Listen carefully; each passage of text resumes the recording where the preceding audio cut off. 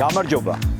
ეს სიგნების თაროა, მე ალექსანდრე ლორკიფაინზე ვარ და დღეს სიგნების თაროს 22-ვე სეზონის ჯგუფური ეტაპის კიდევ ერთ თამაშს ვითამაშებთ.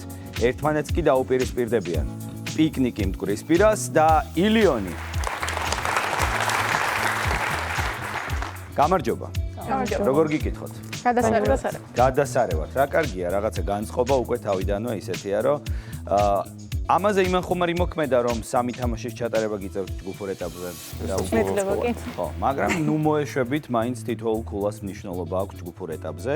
წარმატებებს გისურვებთ, თამაშის ბოლოს დაგასაჩუქრებთ სიგნების თაროსგან, მაგრამ გამარჯვება მნიშვნელოვანია, რათა ნაბიჯი გადადგათ სანუკვარი პრიზისკენ, რომელიც გახლავთ საზაფხულო სკოლა კემბრიჯში.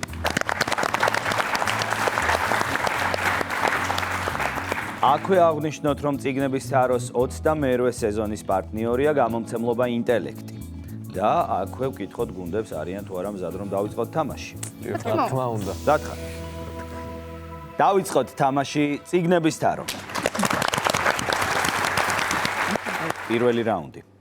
პერსონაჟი.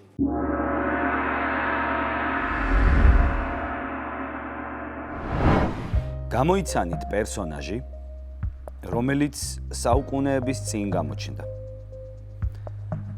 შესაძლოა მისი წინაპარი შუმერთა დილბადი იყოს.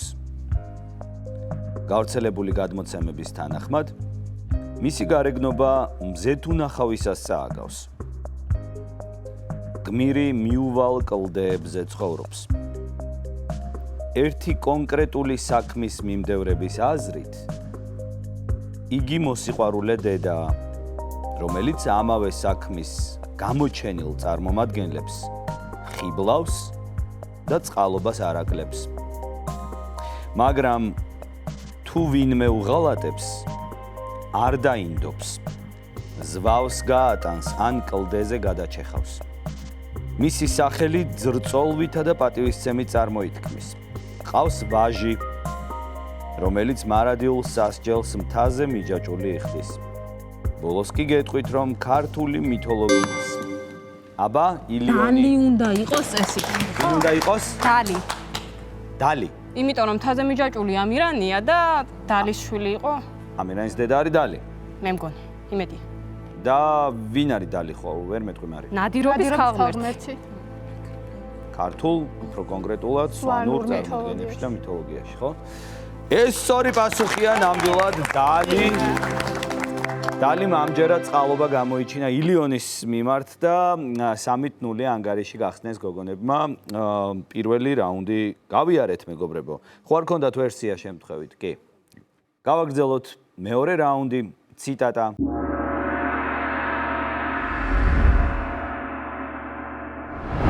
მიწისქვეშა ფოიეში ჩრდილიდან პირდაღებული სივრცე გამოჩნდა. მიწის დონიდან 57 ფუტის სიღრმეზე ახლა დაგებული 70,000 კვადრატული მეტრი დერეფანი იყო გაჭიმული. უსასრულო მღვიმესავით. ის მოპირკეთებული იყო. აბა, ამჯერად პიკნიკი. სათამჯენი. ბავარდის სათამჯენი. სათამბჯენი. და შეიძლება ეს დერეფანი იყოს სათამბჯენის ერთ-ერთი სართულის აღწერა, ხო? საინტერესო ვერსიაა და თან ორ წინადადებაში ძალიან რისკიანი ნაბიჯია თენგო ეს ყველაფერი, მაგრამ არ არის სწორი სამწუხაროდ. არა. სათამბჯენი ვაგრძელებ შეკითხვას ილიონისთვის. მოპირკეთებული იყო თბილი მოყავისფრო მოყვითალო ფერის მარმარილოთი, რაც კარგად ეხმარებოდა შენობის ფასადის თაფლისფერ ქვას. ჩვეულებრივ მიწისქვეშა დარბაზი სავსე იყო ხოლმე მზის სინათლითა და ტურისტებით. ამ ღამით კი დერეფანი ცარიელი და ბნელი იყო, რაც მთელ სივრცეს ცივ და მიწისქვეშა სამლოცველოს ელფერს აძლევდა. კი მაგრამ ჩვეულებრივი დაცვა სად არის? კარანტინში მიუგო კაცმა ისეთი ტონით, თითქოს ეჭვებოდა ფაშის გუნდის პატიოსნება. ამაღამ აქ შემოსვლის უფლება ვიღაც უცხომ მიიღო. ყველა მცველი შენობის სხვა ფრთაშია შეკრებილი, სადაც მათი დაკითხვა მიმდინარეობს. ამ საღამოს ჩემი საკუთარი აგენტები ასრულებენ მუზეუმის დაცვის მოვალეობას. ვერსია არ არის 30 წამი გაქვთ ფიქრისთვის.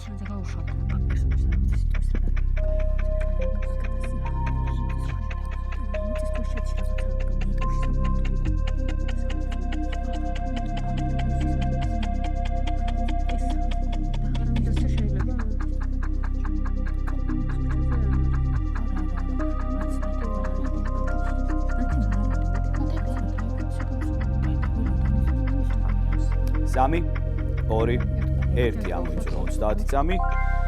დამატებითი მინიშნება. კაცმა თავი დაუქნია და ნაბიჯს აუჩქარა, რომ ფაშს დასწეოდა. როგორ იცნობდით ჟაკ სონიერს, იკითხა კაპიტანმა. სინამდვილეში საერთოდ არ ვიცნობდი, ჩვენ არასდროს შევხვედრილ ვართ ერთმანეთს. ფაში გაკვირვებული ჩანდა. ამ საღამოს თქვენი პირველი შეხვედრა უნდა შემდგარიყო? დიახ, ჩვენ შევთანხმდით, რომ ერთმანეთს ამერიკული უნივერსიტეტის მისაღებში ჩემი ლექციის შემდეგ შევხვდებოდით, მაგრამ არ მოვიდა. მათ გზა განაგრძეს და ლენგდონმა თვალი მოჰკრა ლუის მეორე. დავინჩის კოდია. პირდაპირ ლენგდონზე გადავსულიყავი, ჯობდა მე მგონი, ხო? დავინჩის კოდი არის თქვენი ვერსია. საკითხულიც კი მაქვს, მაგრამ ინგლისურად. და ვერ ვიცანი. ვერ იცანი. რატო ინგლისურში რა ქვია ამ გამომძიებელს? ფაშ. ფაშით. ეს ორი პასუხია. დიახ, ეს არის დავინჩის კოდი, დენ ბრაუნის ბესტსელერი. ლუვრის აღწერა იყო თავიდან და ლუვრის ამ სიგრძე დერეფანი სად შეიძლება იყოს თუ არა ლუვრში, სადაც ხდება კიდევაც პირველი მკვლელობა, ეს სპოილერი არ იქნება, ეხლა იმიტომ რომ ამით იწყება პრინციპში დავინჩის კოდი. 4-0 ხდება ანგარიში მეორე რაუნდის შემდეგ, ჩვენ კი ვაგრძელებთ ჩვენს თამაშს. მესამე რაუნდი, დოკუმენტური.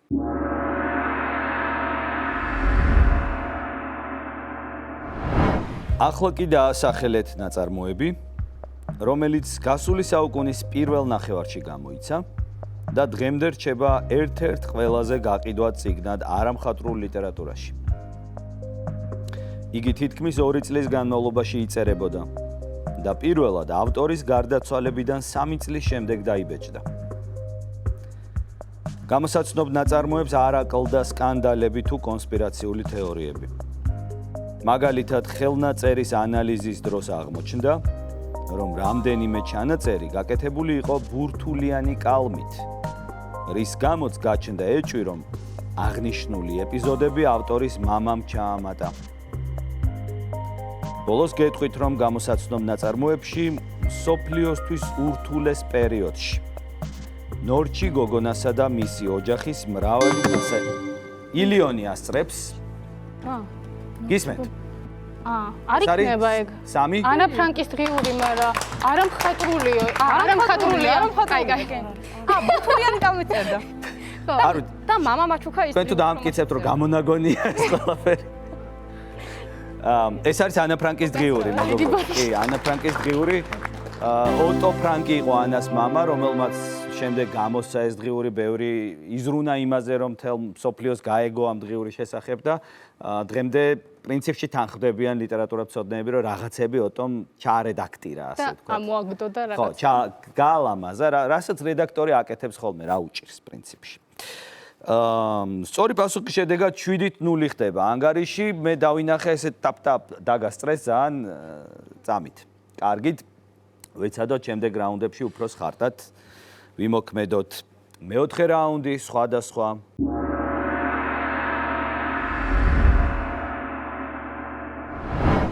გამოიცანით ის, რაც ბევრ ჩვენგანს ძალიან უყვარს. მის სამშობლოდ ცენტრალური და სამხრეთ ამერიკა ითვლება. 100 წლეულების მანძილზე ის მხოლოდ სასმელად გამოიყენებოდა.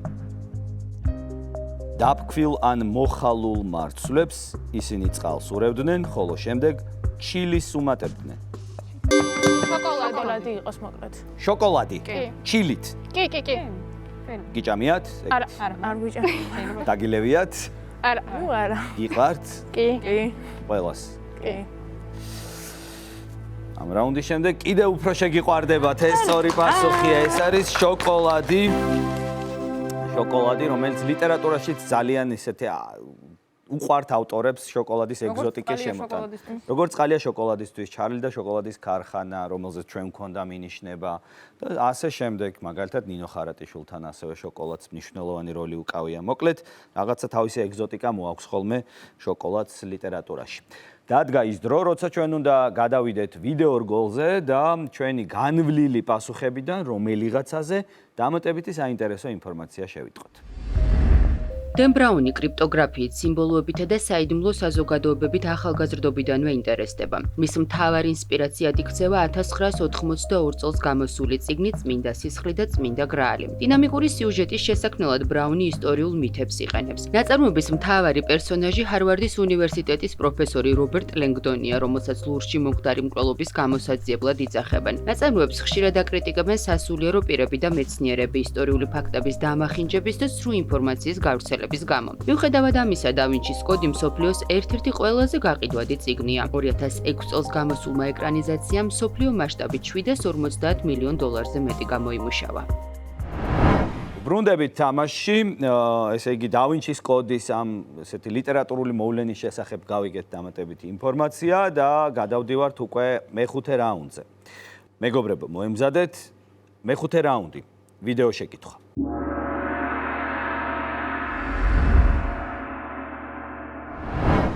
დაასახელეთ ის, რაც პოლარული და მაღალმთიანი რეგიონების გარდა ყველგან ხდება. მისი ფრთების შლილი 15 სანტიმეტრიდან 2 მეტრამდე მერყეობს, ხოლო ფორმა შეიძლება იყოს როგორც ვიწრო და წაგრძელებული, ასევე მოკლე და ფართო. თუმცა ყველა სახეობაში მეორდება აგებულების ძირითადი სქემა. აჭერს პიკნიკი მტკვრის პირას. წერო შეიძლება იყოს. წერო. ხედენ სამყარო. როგორ რისკიანად თამაშობს შიგადაში პიკნიკი მტკვრის პირას. მაგრამ არ ვიცი რა რით გააწმილეთ ფორტუნა ჯერჯერობით არ გწყალობთ ეს არ არის სწორი პასუხი. არა. წერო. გააგრძელებს ილიონი მოსმენას. ბევრმა არ იცის, რომ ის სცენართა დამტვერვაშიც მონაწილეობს. მას გადაადგილების განსაკუთრებული ხერხი აქვს, რაც განპირობებულია მისი ერთი გრძნობის დაქვეითებით და მეორის გაძლიერებით. გამოსაცნობ არსებას ხვდებით პოპკულტურაშიც. მას ხვდებით ცნობილი სუპერგმირის სახელში. აჭერს ილიონი რა გეჩქარებოდათ, მაგრამ მიპასუხეთ. ღამურა. ღამურა. დაჭერილი ხონდა თუ სახელში სუპერგმირის. ღამურა კაცი. ღამურა. მენ ხო არ ნიშნავს ღამურას. მარტო სახელი? არაფერი, არა, რაღაცებს ვიგონებ, ცოტა იმას. ეს სწორი პასუხია, ეს არის ღამურა. ნუ მომაქცევთ ყურადღება. ღამურაზე იყო საუბარი ნამდვილად, ისეთი რაღაცა თავის საკრალური მნიშვნელობა აქვს ხოლმე ხშირად ლიტერატურაში, რომ აი რაღაც ღამურები რო ჩნდებიან, რაღაც აშინელება დატრიალდება, თუმცა ბეტმენის შემთხვევაში მან პირიქით ტოტემად იქცია, ასე ვთქვათ, ღამურა. ეს კიდევ 3 ქულაა და ილიონი კიდევ უფრო წინ გაიჭრა 13-0 ანგარიშით, თუმცა 4 რაუნდი წინ არის და 12 ქულა თამაშდება ამ 4 რაუნდში. ყურადღებით, მეგობრებო. მეექვსე რაუნდი, ასოციაცია.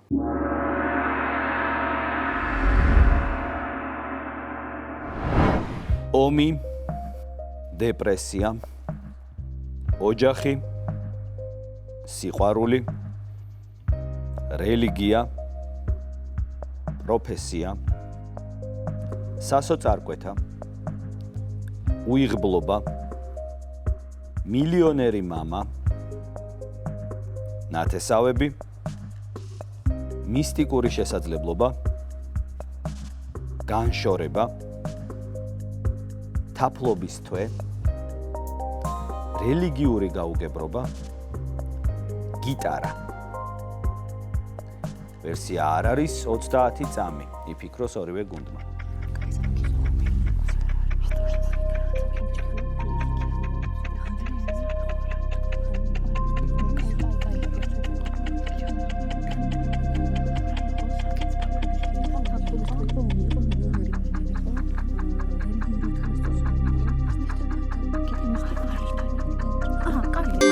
აჭერს ალიდანინო. რა? ალიდანინო. ალიდანინო. აი რელიგიური უთანასწორობა. რაღაც მომენტში ამონათდა ეს ვერსია, როგორც მივხვდით თქვენ გუნდში და გადაწყვიტეთ გაგერისკათ. ეს არ არის სწორი პასუხი. არა, ეს არ არის ალიდანინო, რამდენიმე წამი დარჩა პიკნიკს. 3, 2, ერთი ხვდები გადაწყვეტილებას რომ მოისმინონ უკვე დამატებითი მინიშნება, მაშინ ყურადღებით. გერმანელი ავტორი, სმენის ყნოსვა, კათოლიციზმი, რა? სუნამო. არა, რატო არ მაცდით რომ დავამთავრო? კიდევ ორი მინიშნება უნდა გითხრათ. 5 ხო ვამბობ ხოლმე დამატებით მინიშნებაში. არ არის ეს სუნამო, არა. ეს არ არის პასუხი, მეგობრებო. უნდა მეთქვა პლუს ამას პროტესტანტიზმი და ერთგვარი გამრთობი. ერთგვარი გამრთობი არის მათ შორის კლოუნი, იმიტომ რომ ეს არის კლოუნის თვალთახედვა ჰაინრიხ ბიოლის. კლოუნის თვალთახედვა, რომელმაც უქულოდ დაგვტოვა, ესე მოგვექცა ჰანს შნირი. რა გაეწყობა, მეგობრებო, გავაგრძელოთ თამაში, კიდევ 3 რაუნდია, ბედი ვცადოთ და ნახოთ რა იქნება. მე-7 რაუნდი. ავტორი.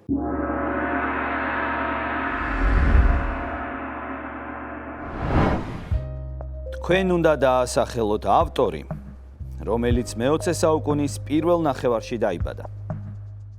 იგი უმეტესად ბებიამ და ბაბუამ აღზარდეს და განსაკუთრებული ურთიერთობა ჰქონდა ძმასთან, რომელიც მცირე ასაკში დაიღუპა და რომელსაც მწერლის ადრეული ნაწარმოებებიც ეძღვნება. მის შემოქმედებაში ხშირადაა აღწერილი მეორე მსოფლიო ომის დროინდელი საფრანგეთი. ასევე ძირითადი თემებია წარსულის ძიება, მეხსიერება, იდენტობა და სხვა. სტილის გამო გამოსაცნობ ავტორს ხშირად ადარებენ მარსელ პრუსტსაც. აღსანიშნავია, რომ მწერლის გვარი ცნობილ იტალიურ ებრაულ ოჯახთანაა დაკავშირებული. მისი ერთ-ერთი გამორჩეული ტექსტი ებრაელი გოგონას გაუჩინარების რეალურ შემთხვევას ეძღვნება.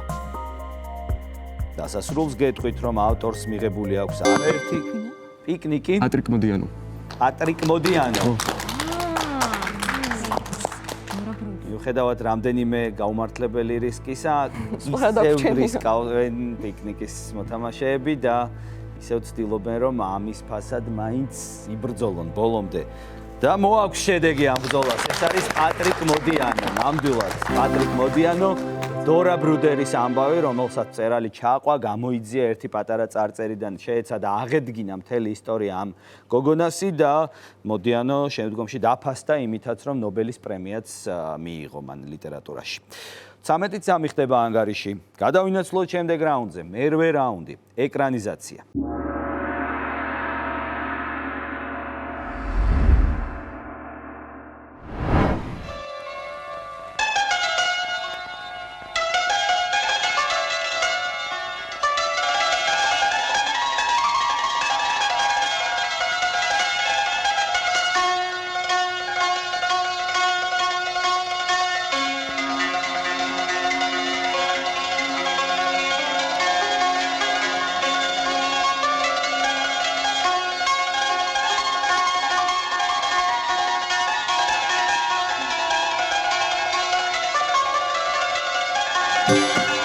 აჭერს პიკნიკი მტკვრის პირას. აბა ამჯერად როგორი რისკიანი ვერსია გვექნება, ვნახოთ. ეს არის ილიადა. ეს არის ილიადა. ილიადა. ვერსია, რომელსაც ილიონს ასწრებს პიკნიკი მტკვრის პირას. მაგრამ არ არის ეს სწორი პასუხი. ეს არ არის. გააგრძელეთ ყურება.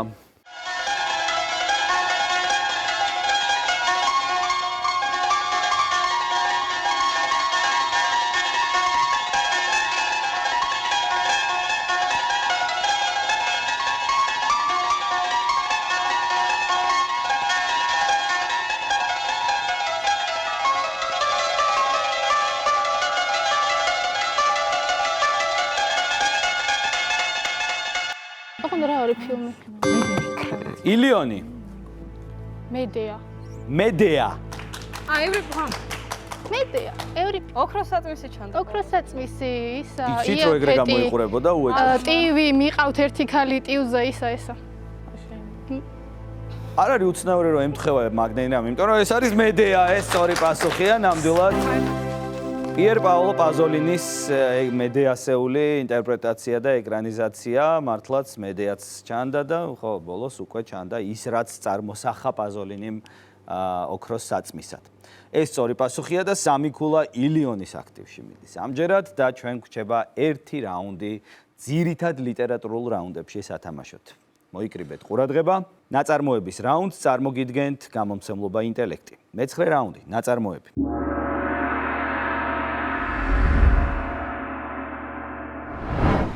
გამოიცანით ნაწარმოები, რომელიც დაახლოებით 20 წლის წინ გამოქვეყნდა. ავტორის წინა ნაწარმოებებისგან განსხვავებით, რომლებიც ძირითადად გლობალურ, სისტემურ და პოსტმოდერნულ პრობლემებს ეხებოდა, გამოსაცნობი წიგნი მეტად პირადულია. წიგნს კრიტიკოსებისგან არაერთგვაროვანი შეფასებები მოჰყვა.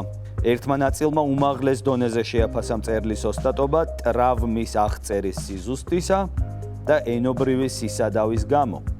მეორე ნაწილმა კი რომანი ზედმეტად ცივად და ემოციურად დისტანცირებულად მიიჩნია. ავტორმა ნაწარმოების სახელი ცნობილი ფოტოდან ისესხა, რომელზეც ტრაგედიის სასტიკი სურათია აღბეჭდილი. ტექსტში იდუმალ პერფორმანს არტისტს ხვდებით, რომელიც სხვადასხვა შენობაზე ზემოხსენებული ფოტოს პოზაში ჩნდება და ხალხს ტრაგედიის დავიწყების უფლებას არ აძლევს. ბოლოს გეტყვით, რომ რომანის მთავარი გმირი იურისტი კით ნოიდეკერია, რომელიც საშინელ ტრაგედიას აუ, კაცი რომელიც ვარდება ხო არ არის? კაცი რომელიც ვარდება. და ეგ არ ფოტოდან აიღო 11 სექტემბრის ტრაგედიაზეა სურათი. ხომ არა, მაგ ფოტოს აღდგენა როგორ წარმოგიდგენია? ყოველ ჯერზე რომ ის შენობებთან ვარდება. მიღებულია ეს ვერსია და ეს სწორი პასუხია. ეს არის კაცი, რომელიც ვარდება, დონ დელილოს წიგნი, რომლის ზოგიერთი გამოცემის ყდაზე არის კიდევაც ეს ფოტო გამოსახული 11 სექტემბრის ტერაქტისას, რო ვარდება ადამიანი, ძალიან ტრაგიკული კადრია და შემაძრწუნებელი და დონ დელილომ ეს მერე გაშალა უკვე ლიტერატურაში და აქცია რომანად. კარგი რისკი იყო და კარგი გაბედვა ამ ვერსიის ნამდვილად, რომელიც არ იყო ეხლა მთლად ესეთი მკაფიო, მაგრამ გარისკა ილიონმა, გარისკა მარიმ და მიიღეს კიდევაც 3 ქულა. მეგობრებო, მოდით ვნახოთ ეხლა კიდევ ერთი ვიდეო რგოლი და შევიტყოთ კიდევ მეტი რამ ჩვენს პასუხებზე. პატრიკ მოდიანო 1945 წელს ებრაულ-იტალიური წარმოშობის ბიზნესმენის და ბელგიელი მსახიობის ოჯახში იბადება. ნაცისტური ოკუპაციისას მშობლების რთული გამოცდილება მოდიანოს შემოქმედების მთავარ ინსპირაციად იქცევა. მისთვის გარდამტეხი აღმოჩნდება ფრანგ მწერალთან რაიმონ კენოსთან შეხვედრა. სწორედ კენო უხსნის გზას პატრიკს ლიტერატურული წრეებისაკენ. პატრიკ მოდიანო ავტოფიქციის ოსტატად ითვლება. მისი პერსონაჟები ძირითადად ნამდვილ ადამიანებს ეფუძნებიან. ხშირად მოიხსენიებენ თანამედროვე ლიტერატურის მარსელ პრუსტადაც. 2014 წელს ყველაზე მიუწვდომელი ადამიანური ბედის გაცოცხლების და ოკუპაციის სამყაროს წარმოჩენის გამო შვედეთის აკადემია პატრიკ მოდიანოს ლიტერატურის დარგში ნობელის პრემიით აჯილდოვებს. ბრუნდებით თამაშში. გავიგეთ მეტი პატრიკ მოდიანოს ძალიან პატივცემული ბატონის შესახებ და ის გადაგვჩენია გადავიდეთ ქართულ ეტაპზე. ქართულ ეტაპზე, რომელშიც 3 რაუნდს ვითამაშებთ. მას ასე. პირველი ქართული რაუნდი ისტორია.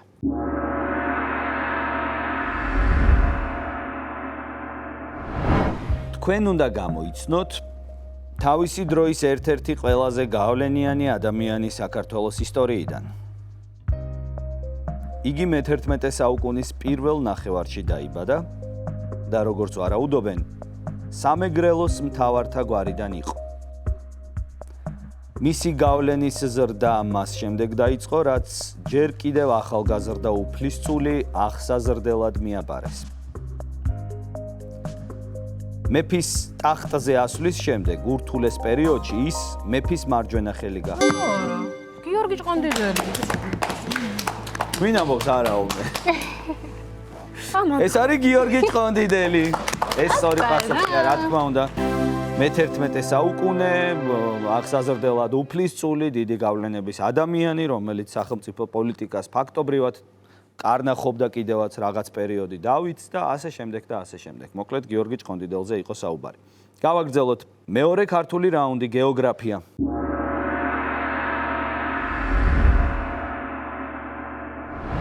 გამოიცანით სოფელი, რომელიც შიდა ქართლში ქარელის მუნიციპალიტეტში მდებარეობს. ის ანტიკური და ადრინდელი შუა საუკუნეების ნაქალაქარის ტერიტორიაზეა გაშენებული. თუმცა მისი მიდამოების ათვისება ძველი წელთაღრიცხვის მე-3000 წლეულიდან დაიწყო. ანტიკურ ხანაში სატრანსპორტო გზაზე მდებარეობამ ხელი შეუწყო მის სწრაფ ზრდა დაწინაურებას. წერილობით წყაროებში დაკავშირებულია წმინდა ნინოსთანაც. გამოსაცნობი აბა პიკნიკი. მიხაჯერ. იქნება თუ არა ეს არ ვიცი, მაგრამ უნდა მითხრათ ვერს. მეგობრებო? ეს არის მანს. რა? არა, კაი. მანისი? მანგლისი? თქვით, კაი, არა. არ მესმის. მანგლისი. მანგლისი. ეს არ არის სწორი პასუხი, არა. ეს არ არის სწორი პასუხი, ვაგრძელებ ილიონისთვის შეკითხვას. გამოსაცნობის სოფელი ძველი ქართული კულტურის კერა იყო. აქვე დგას მე-5-მე-6 საუკუნეების სამთავიანი ბაზილიკა. ბოლოს გეტყვით, რომ მე-12 საუკუნეში ჩატარებულ მნიშვნელოვან კრებას ამ არეალმაც უმასპინძლა. სამი არა, რუის ურბნისი იქნება მაშინ. იმიტომ რომ რუისი კახეთში. ურბნისი იყოს. ურბნისი. კი, რუის ურბნისის კრება იყო დავითის დროს და რუისი არის კახეთში და ამიტომ არ იქნება. მე მგონი კახეთშია და მაგიტომ არ იქნება და ურბნისი დარჩა. არა? რუისი არ არის კახეთში, მაგრამ ურბნისი სწორი პასუხია. ურბნისი სწორი პასუხია და მე სპეციალურად ჭყონდიდელის დამსახურებებს შორის არ ვახსენე სპეციალურად ეს კრება, იმიტომ რომ ამას უკვე შემდეგი შეკითხვა ეხებოდა, ეს არის ურბნისი. ნამდვილად. კიდევ ერთი რაუნდი დაგვრჩა ქართულ ეტაპზე სათამაშო. მეგობრებო, გამხნევდით, ნუ მოიწყინეთ, იმიტომ რომ ქულებს მნიშვნელობა აქვს, ჯგუფური ეტაპია, კიდევ ორი თამაში მოგიწევთ და ამიტომ ყურადღებით იყავით. მესამე ქართული რაუნდი. კულტურა.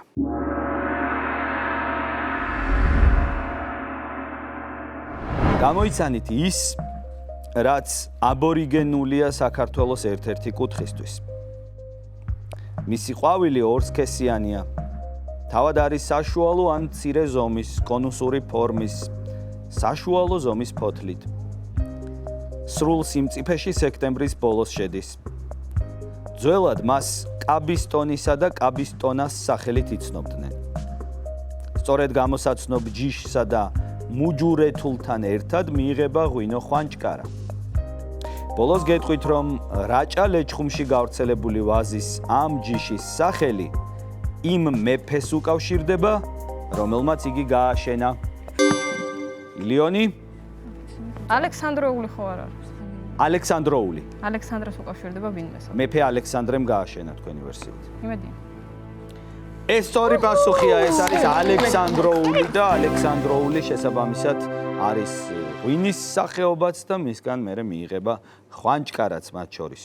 და კიდევ ორი ქულა, ესე იგი ქართული ეტაპი ძალიან ტრიუმფალურად ჩაატარა ილიონმა და დამატებითი 6 ქულა მიიღო აქტივში. შედეგად ჩვენ კი ზოგად რაუნდებს მივადექით აქედან გამომდინარე და გუნდებს უნდა ვთხოვო ხელოვნების რაუნდზე მოთამაშეები დარჩნენ მაგიდებთან. ეკუნა თენგო პირველი ზოგადი რაუნდი. ხელოვნება.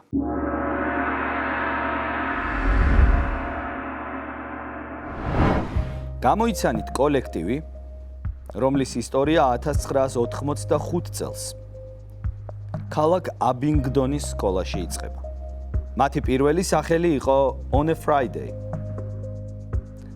ლოკალური კონცერტების შემდეგ ხმის ჩამწერ ლეიბლთან გააფორმეს კონტრაქტი და მათი თხოვნით შეიცვალეს სახელი. ახალი სახელი ცნობილი ჯგუფის Talking Heads-ის ერთ-ერთი სიმღერის შთაგონებით შეარჩიეს. 1992 წელს ჯგუფმა სადებიუტო და ყველაზე ცნობილი სინგლი გამოუშვა, რომელიც რადიოებმა ზედმეტი დეპრესიულობის იყოს ნირვანა. ნირვანა. ხო იყოს. ეს არ არის სწორი პასუხი თენგო. არა, ეს არ არის სწორი პასუხი. სამწუხაროდ ეკუნასთვის ვაგრძელებ შეკითხვას. ზედმეტი დეპრესიულობის გამო დაიწუნეს. ბენდის ყველაზე ცნობილი ალბომი OK Computer 1997 წელს გამოვიდა. ბოლოს გეტყვით, რომ მისი წევრები ფილიპ სელვეი, ჯონი და კოლი გრინვუდები, ედ ობრაიენი და ტომ იორკი არიან. Radiohead-ი. აქ სპეციალურად აღნიშნე, რომ რადიოებმა დაიწუნეს და Talking Heads-იც ვახსენეთ და ეს არის Radiohead-ი, რა თქმა უნდა, ძალიან პოპულარული საკულტო როკ ჯგუფი შეიძლება ითქვას, რომელმაც დიდი ხნიანი პაუზის შემდეგ განაახლა თავისი კარიერა და ტურიც მოარტყეს მთელ მსოფლიოში. აბა, ესეც ხდება ხოლმე. ორი ქულა კი ილიონს და მეცნიერების რაუნდზე მოთამაშეებს ვხმეთ. მარი, თეკლა, მეორე ზოგადი რაუნდი, მეცნიერება.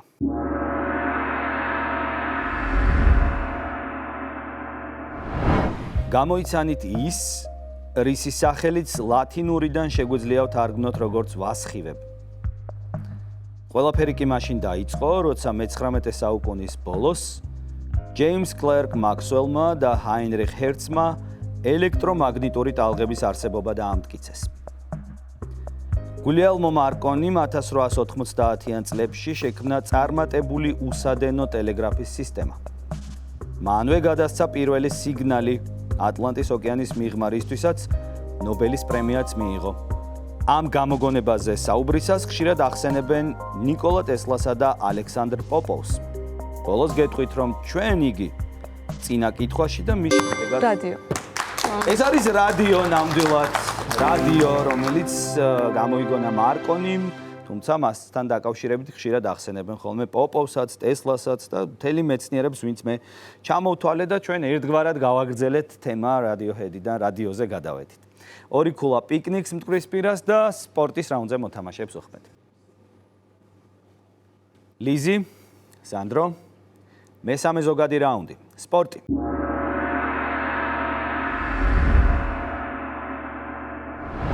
გამოიცანით სპორტსმენი, რომელიც გასული საუკუნის ბოლოს დაიბადა. მისი დედა პენტათლეტი და ფრენბურთელი იყო. მაგრამ შვილმა მამის გზის გაგრძელება გადაწყვიტა. მან ვარჯიში ჯერ კიდევ 3 წლის ასაკში საკუთარ ეზოში მოწყობილ მოედანზე დაიწყო. მიუხედავად ამერიკაში დაბადებისა, დედის სამშობლოს შვედეთის სახელით ასპარეზობა გადაწყვიტა. ფენომენალური სისწრაფის, მოქნილობისა და უნაკლო ტექნიკის წყალობით მან უკვე მოახერხა ლეგენდარული რენო ლავილენისა და სერგეი ბუბკას მიღწევების დაჩრდილვა და ყველა რეკორდის მოხსნა. მას გამოიცანით ორგზის ოლიმპიური ჩემპიონი, ეს შვედი ჭოკით მხტომელი. 3 2 1 არ გაგვახსენდა, არა და თანამედროვე სპორტში ძალიან მნიშვნელოვანი სახელია, ეს არის არმან დუპლანტისი, ადამიანი, რომელიც თავისივე რეკორდს 1 სანტიმეტრით ავითარებს ყოველ ჯერზე, როცა კი ხდება და სულ ახლახანს, როცა ამ გადაცემას ვწერთ, კიდევ ერთხელ დაამყარა რეკორდი, კიდევ 1 სანტიმეტრი დაუმატა. კეთილი მეგობრებო, წინ გვაქვს ბლიცის ეტაპი, თუმცა მანამდე მაყურებელს შევახსენებ, რომ წიგნების თაროს 28 სეზონის პარტნიორია გამომცემლობა ინტელექტი. ახლა კი ვნახოთ ვიდეო რგოლი და კიდევ უფრო მეტად განვნათლდეთ. გიორგი ჭყონდიდელი სასულიერო ცხოვრებას ადრეული ასაკიდანვე იწყებს, გამოირჩევა განსწავლულობითა და განათლებით. მას შემდეგ, რაც უფლისწულს აღსაზრდელად მიაბარებენ, იგი მომავალ მეფეს პოლიტიკურ ხედვას, სახელმწიფოებრივ აზროვნებას და მორალურ პრინციპებს უყალიბებს. ჭყონდიდელი მუდმივად თან ახლავს დავითს სამხედრო ლაშქრობაში. მისი ხელმძღვანელობით იღებენ სამშვილდის ციხეს. მოგვიანებით იერთებენ რუსთავს. ჭყონდიდელის უკანასკნელი მისია ყივჩახთა ჩამოსახლებას უკავშირდება. ის ჩრდილოეთ კავკასიას სტუმრობს და ადგილობრივ მოსახლეობას ხვდება. მისიის დროს ავადდება და ადგილზე გარდაიცვლება. დავით აღმაშენებელი აღმზრდელს გლოვით ჩამოასვენებს და გელათის მონასტერში კრძალავს. ბრუნდებით თამაში ბლიცის სათამაშოდ, მარი და თენგო შეერკინებიან ერთმანეთს ბლიცში და პირველი მარისთან უნდა ვითამაშო. მარი მზად ხარ შენ ამას? კი ბატონო. მაშინ დავიწყოთ ბლიცი მარისთან.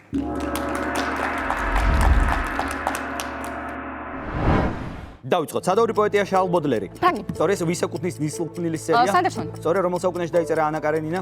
მე-19. სწორედ როგორ კაცუნებს ხვდებით კონან დოილთან? მოცეკვავე. სწორედ ყაზბეგთან რა ქვია ონისეს მამას? ბისა გოჩა. სწორედ ენ რაისის ინტერვიუ? ვამპირთან. სწორედ პოტრიედაში რომელ ფაკულტეტზე სწავლობს დრაკო მალფოი? რეიმიკო. სლიზერინი მელულთან რა ქვია კაპიტანი ჰაბის გემს? ნაუტიუსი. პეკოდი ვასილ ბარნოვის მიმხრალი? შარვანდედი. სწორედ სადორი მწერალია მარიო ვარგას ლიოსა? პერუელი. სწორედ კომიქსების რომელ კომპანიას ეკუთვნის რკინის კაცი? მარველი. სწორედ რომელი წელის პერსონაჟია ერას ფანდორინი? აკუნინი. სწორედ რომელ საუკუნეში დაიწერა მიწის მადლი? მე-20. სწორედ მინდა წერა ანტონიო და დავითი?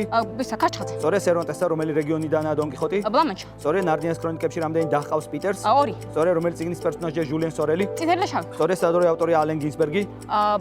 ამერიკელი. სწორედ ჯობს სიცოცხლესა ნაზრახსა? ვიქტორი სახელოვანი. სწორედ რა ქვია საიდუმლო კუნძულის ავტორ ვერნს? ჟული. სწორედ შექსპირის რომელი პიესის პერსონაჟები არიან იაგო და დეზდემონა?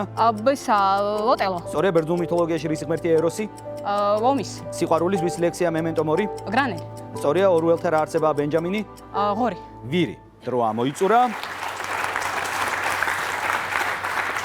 დრო ამოიწურა და მარიმ დააგროვა 20 სწორი პასუხი, აპლოდისმენტები დავაჯილდოვოთ მისი შედეგი. მე კი ვინაცვლებ თენგოსთან, რომელიც ახლა ასევე ითამაშებს ბლიცს. თენგო მზად ხარ? კი. დავიწყოთ ბლიცი თენგოსთან.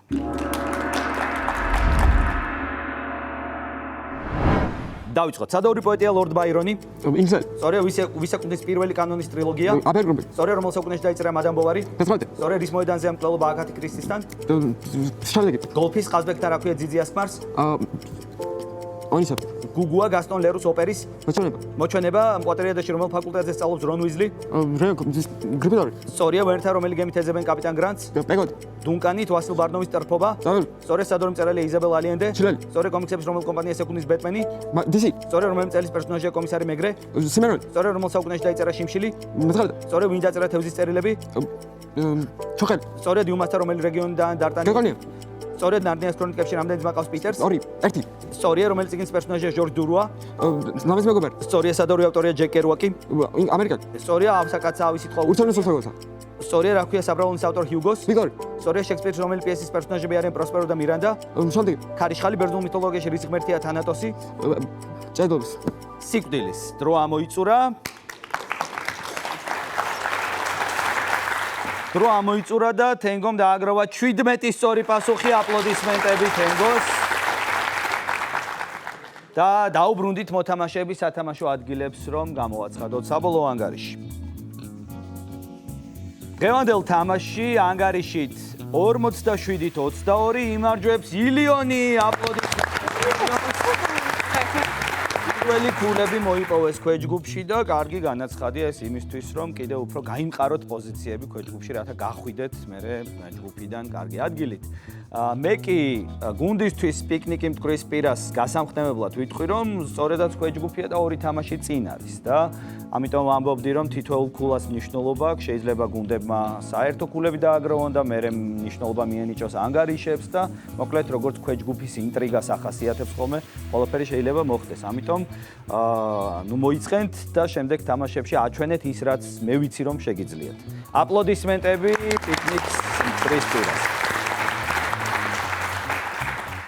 წარმატებები ორივე გუნდს, მე კი დაგემშვიდობებით ძვირფასო ტელემაყურებლებო, ერთმანეთს შევხვდებით აუცილებლად ციგნების თაროში, თქვენ უყურეთ ჩვენს შოუს და უგულშემატკივრეთ გუნდებს საქართველოს ყველაზე მნიშვნელოვან ახალგაზრდულ პროექტში. ნახვამდის.